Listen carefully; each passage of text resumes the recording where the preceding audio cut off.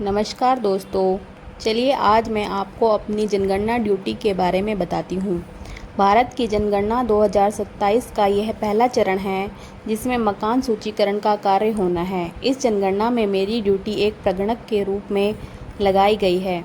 Duty के दौरान सबसे पहले मैंने अपने आवंटित HLB एरिया में सब जगह जाकर सभी भवनों की लोकेशन पता की।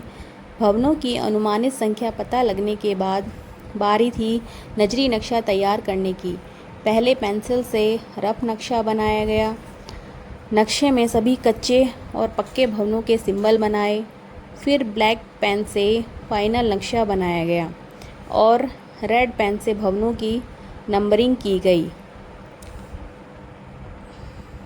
उसके बाद सभी लैंडमार्क दर्शाने के बाद नजरी नक्शा तैयार हो गया।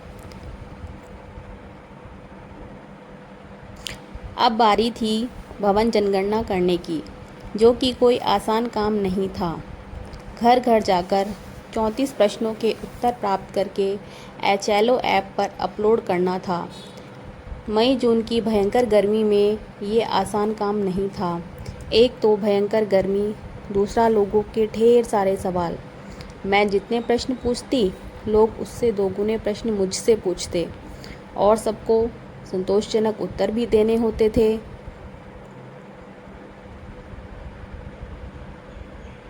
संडे के दिन हस्बैंड की छुट्टी थी तो वो कहने लगे, चलो मैं तुम्हें गाड़ी से ले चलता हूँ। कहाँ गर्मी में ऑटो का इंतज़ार करोगी। सच बताऊँ तो उस दिन रास्ते में गर्मी से काफ़ी राहत मिली।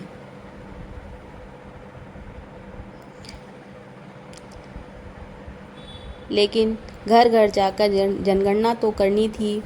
वही 34 प्रश्न सभी से पूछकर ऐप पर अपलोड करने थे।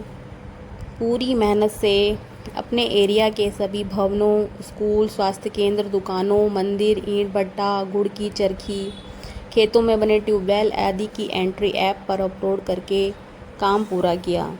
जनगणना के दौरान एक घर में ये मिट्ठू राम जी भी मिले, जो मुझे दरवाजे पर देखते ही कौन है चिल्लाने लगे। कुछ लोगों के द्वारा स्वगणना भी की गई थी। अंत में सुपरवाइजर सर के सिग्नेचर कराकर नजरी नक्शे तहसील में जमा कराकर प्रमाण पत्र प्राप्त किया गया।